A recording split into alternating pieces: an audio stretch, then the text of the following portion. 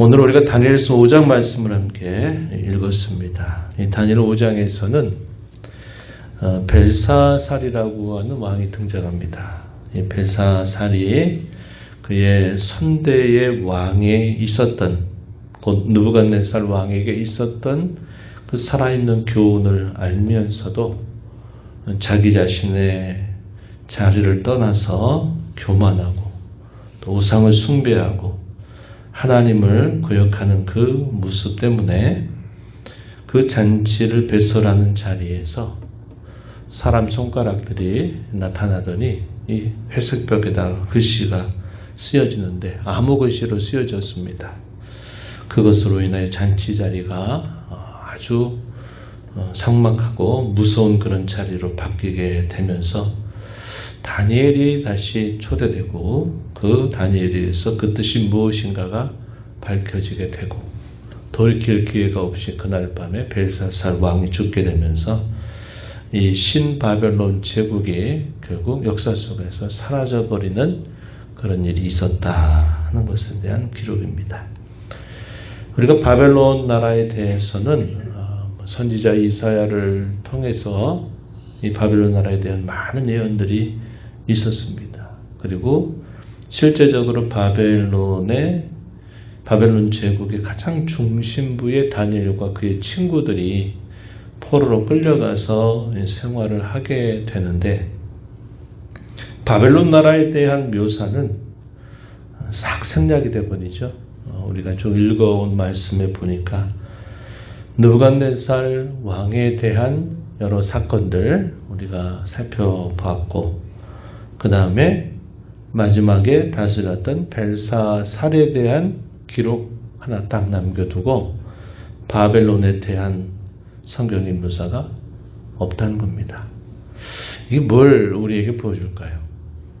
나라가 흥망성쇠를 거듭하는 이 일들을 보여줄 때 그것 자체가 하나님의 주권 안에 있는 일이고 그것 자체가 아무리 그 영광이 찬란하고 그 제국이 아무리 천하를 후령하는 권세를 가지고 있다 하더라도 그게 성경의 주요 관심사가 아니다 하는 사실을 우리가 보게 됩니다. 하나님께서 그의 주권으로 모든 나라들을 친히 다스리시고 계시다 하는 사실을 성경은 강조하고 있다는 겁니다. 성경의 관심은 하나님을 섬기는 그의 자녀들이 하나님을 어떻게 섬기고 있느냐 하는 쪽에 그 관심이 모아지고 있다 하는 것을 우리가 보게 됩니다. 그래서 우리가 세상을 살면서 지나치게 세상 가운데 일어나는 이런저런 많은 일들 우리가 떠나서 살 수는 없지만 그런 일들에 의해서 희로애락 또 그런 걸 우리가 느끼긴 하겠지만 그것이 우리의 실제적인 인생에 관심이 되기보다는 우리에게 주어진 짧은 이 한평생을 하나님 앞에 우리가 어떻게 살아야 되는지 그분이 우리를 어떻게 사랑하시고 우리를 어떤 사람으로 변화시켜 주었는지 우리 인생 속에 우리가 무엇을 남겨야 할 것인지에 대한 관심을 가지고 살아가는 것이 중요하다 하겠습니다. 그러한 교훈들을 새기면서 또는 우리가 읽은 말씀을 한번 조금 더 자세하게 살펴보면서 교훈을 살펴보겠습니다. 벨사살 왕이 잔치를 배설했어요. 그런데 성경에 보니까 붙인 느부갓네살이라고 표현이 되지만 역사적인 사료들을 자세하게 살펴보면 느부갓네살로부터 이 벨사살이 표현되고 있는 이 관계가 부왕, 아버지라고 표현됐지만 실제적으로 간격이 무려 23년이라고 하는 간격이 있었다는 겁니다. 느부갓네살 왕은 주전 562년경에 죽습니다.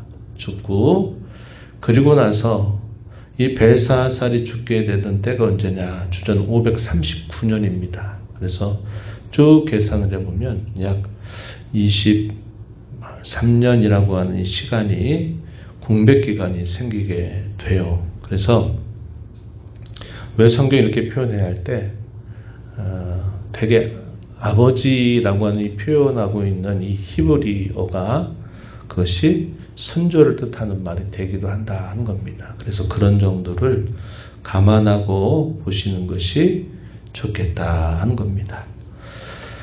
벨사살은 섭정왕으로 알려져 있고 그와 함께 다스렸던 그의 아버지가 누구냐면 나보니두스라고 하는 왕이었습니다. 그 아버지와 함께 벨사살이 섭정왕으로 이 바벨론을 다스리고 있었던 때다 하는 사실입니다. 귀족 1000명 정도를 초대합니다. 초대하고 거대한 잔치를 배설했어요. 그리고 예루살렘 성전에서 가져왔던 여러 성전의 기구들을 가지고서 거기서 술을 마시고 또 자신이 만든 그 신들을 찬양하는 일을 한 겁니다. 하나님을 경외하지 않는 이방의 군주 입장에서 봤을 때는 그것이 자기의 왕권을 강화하고 그것이 참 기쁜 일이 될 수 있었겠죠. 많은 귀족들을 초대했다 하는 말은 그의 왕권이 어떠함을 보여주는 계기가 되는 것이고 유다 나라에 있었던 성전의 기물들을 가져와서 그것으로 술을 마셨다는 것은 그들이 볼 때는 승리의 전리품과도 같은 것입니다. 그래서 유다 백성들이 섬겼던 그 하나님보다도 더 강력하다라는 사실을 보여줄 수 있는 자리가 된 거죠.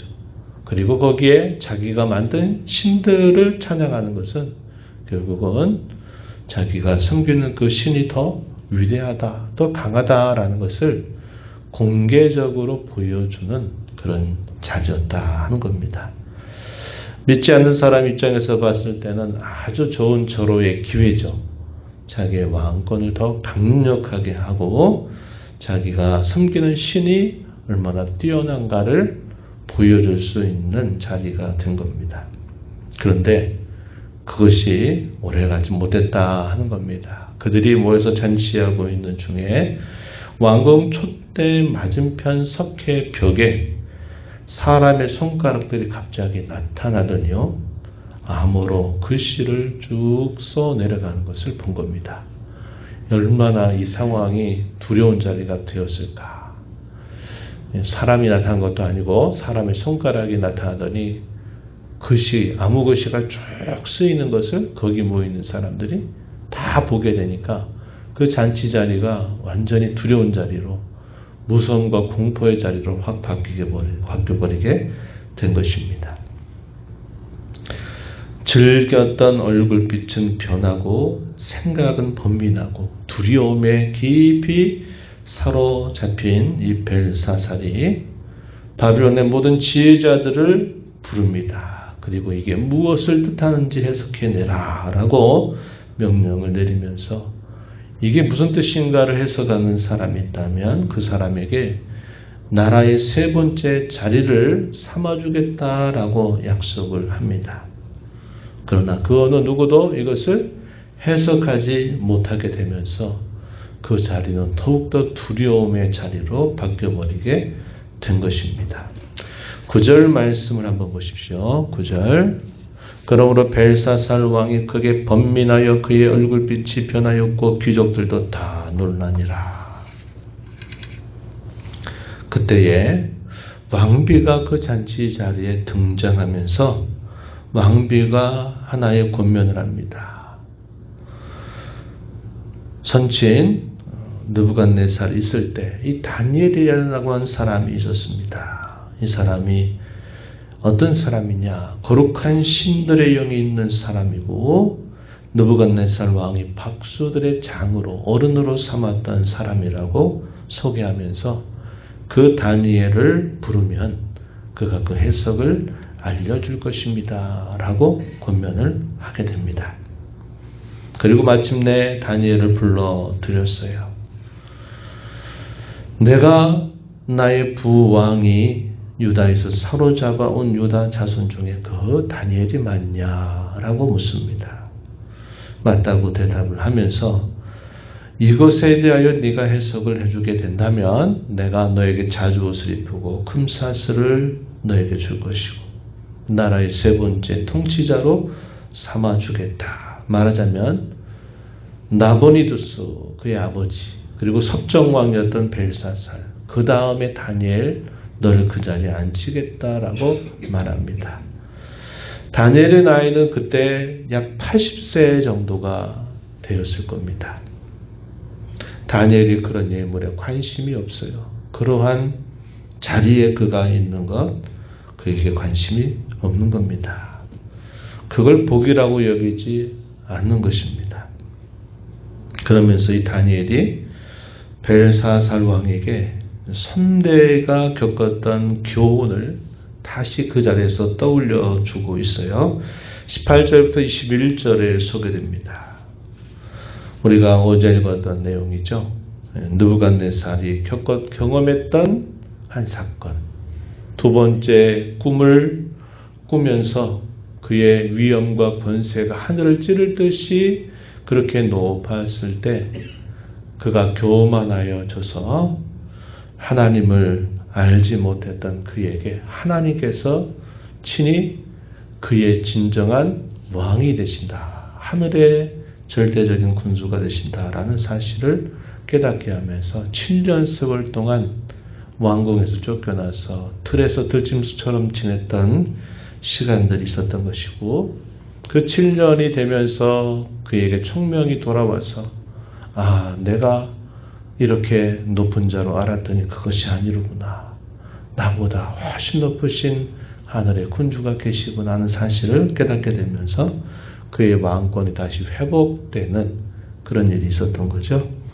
그에 대한 교훈을 다니엘이 자세하게 이야기를 해주는 것입니다. 지극히 높으신 하나님이 주셨던 기회를 교만으로 오용함으로 이러한 글자가 보이게 된 것이다. 이렇게 말하면서 선대의 교훈을 익히 알고 있으면서도 당신도 교만하다. 이 벨사살 왕의 죄를 거리낌 없이 지적한 것입니다. 하늘의 주제를 거역하고 모욕하였다고 또 말합니다. 우상인 신상들을 찬양했다고 말해요. 그리고 하나님께 영광을 돌리지 아니한 것. 이것이 벨사살 왕이 범한 제목으로 다니엘 소개를 해줍니다.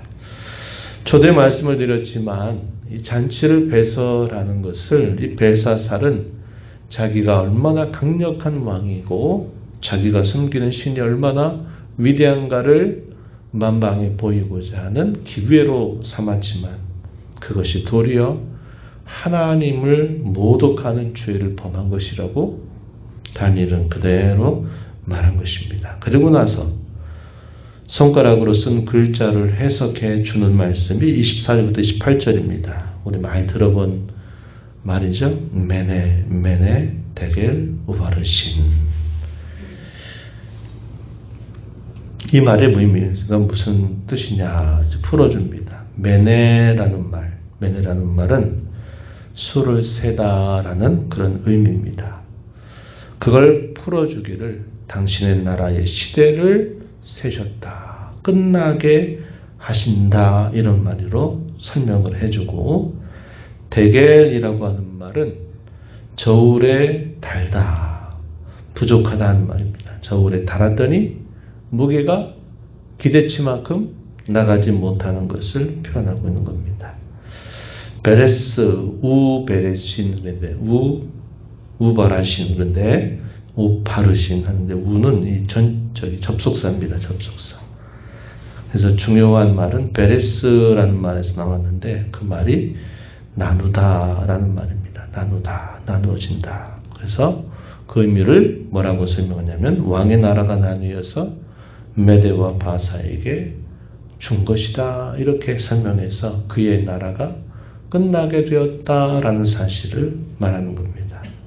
이게 말의 의미가 뭘까요? 무게를 세어봤더니 모자라는 겁니다. 그래서 나눈다라는 의미를 나타내고 있는 말이죠. 하나님께서 당신을 왕으로 삼아서 당신의 무게를 재어보니까 그 무게가 너무도 부족하다는 겁니다. 그래서 그것을 나누어 버리신 거다. 이렇게 그 의미를 풀어주고 있는 겁니다. 그날 밤에 이 벨사살 왕은 죽게 되면서 그리고 나라가 결국은 그것으로 끝이 나버려요. 그것이 주전 539년입니다. 이 539년에 우리가 잘 아는 고레스 왕이 등장하죠. 메대와 바사 나라의 초대 왕인 고레스가 등장하면서 유다 나라가 하나님 약속의 때가 차서 그때 고레스 칙령이 내려지면서 예루살렘으로 돌아가는 첫 번째 귀환 명령이 떨어지게 되는 놀라운 일이 일어나게 된 겁니다. 그래서 세 번에 걸쳐서 유다 나라가 포로로 끌려오게 되면서 방패망하게 되지만 선지자 예레미야를 통해서 예언하셨던 바대로 70년이 차면 다시 예루살렘으로 돌아오게 하시겠다 하셨던 말씀대로 이 메대와 바사의 초대 왕이었던 고레스가 그들을 귀환하라 하는 명령을 내리게 된 겁니다. 이런 일이 있게 되었다 말하는 거예요. 여기서 다리오라고 하는 사람을 뭐라고 우리가 이해하냐면 고레스의 별칭이 되거나 아니면 고레스 왕의 총독과 같은 인물이다. 이렇게 우리가 이해하는 겁니다. 그래서 바벨론 나라가 끝이 나버리게 되는 결말 우리가 오늘 다니엘서 5장에서 확인하는 겁니다. 우리가 이 말씀을 통해서 몇 가지 중요한 교훈들을 생각하죠. 우리의 인생의 기회를 주시고 그 가운데서 마음을 좋은 일 하시는 하나님 앞에서 우리가 언제나 겸손해야 되겠다. 우리가 인생 가운데 있는 자리는 기회의 자리다 하는 겁니다. 그 기회를 우리가 겸손하게 잘 선용하는 그런 삶을 살아야 되겠다 하는 것을 우리가 배우게 되는 겁니다. 우리가 어떤 상황에 처하든지 어떤 자리에 있든지 그때가 바로 기회다. 오늘 여기 지금 여기가 곧 기회의 시간이다 라는 생각을 가지고 하나님 앞에 겸손하게 그분의 뜻을 마음에 품고 살아가는 것이 우리 인생의 가장 값지게 살아가는 삶이다. 늘 말하지만 내일은 우리의 것이 아닙니다. 오늘이라고 하는 시간, 지금 여기가 우리에게 주어진 최선의 시간임을 기억하고 하나님을 알고 섬기고 그분 안에서 살아가는 것을 우리의 삶의 보람으로 여기며 살아야 되겠다 하는 겁니다. 하나님께서 무게를 지어보신다는 것은 왕에게만 해당되는 말이 아니라 우리의 인생 전체에 관계된 겁니다. 마음을 감찰하신다 하시는 그 말의 의미가 다르게 말하면 우리의 마음을 저울질하신다 하는 말입니다. 우리에게 부여해 주신 자리, 역할, 그 가치를 우리가 떠나게 되거나 오용하게 되는 것이 곧 무게가 가벼워지는 것에 해당된다 하는 겁니다. 우리의 마음을 다시 한번 잘 되돌아보면서 하나님이 우리를 얼마나 소중하게 여겼는가를 되새기고 우리의 마음의 중심, 하나님을 향하고 우리의 마음의 무게의 중심이 다른 것으로 마음을 빼앗기지 않도록 우리 마음 단속을 잘하는 신앙 자세를 배워 힘써 나가야 되겠습니다. 하나님 아버지 감사합니다. 이 새벽을 깨워 저희에게 또 하루를 허락하시고 앞서 행하신 대로 주께서 말씀을 저에게 일으켜 주셔서 그 말씀을 통하여 저희로 교훈을 마음에 새기며 이 하루를 주 앞에 살게 하시니 감사합니다. 하나님은 사람의 마음을 감찰하신다. 사람 마음의 무게를 재어보신다 말씀하십니다. 저희가 하나님 앞에 주어진 인생 자체가 얼마나 복되고 정귀한 자가 되었는가를 늘 기억하고 저희의 마음의 무게와 중심이 세상을 장악한 헛된 것에 허망한 것에 마음을 빼앗겨 살지 않게 하시고 세상에 일어난 크고 작은 일들에 너무 마음을 빼앗겨서 하나님을 향한 저희의 중심이 흐트러지지 않도록 인도하여 주시기를 간절히 바라옵나이다. 오늘이라고 하는 시간을 저희에게 주신 최선의 시간으로 삼아서 하나님 앞에 주와 더불어 살아가기를 기뻐하고 하나님의 뜻을 행하기를 즐거워하며 저희의 삶의 보람과 가치로 여기며 살도록 저희들을 주장하여 주옵소서. 은혜의 보호자 앞에 나와 아버지 은혜를 구하는 모든 심령들의 간구를 기울여 주시고 응답해 주시기를 바라며 예수님 이름으로 기도하옵나이다. 아멘.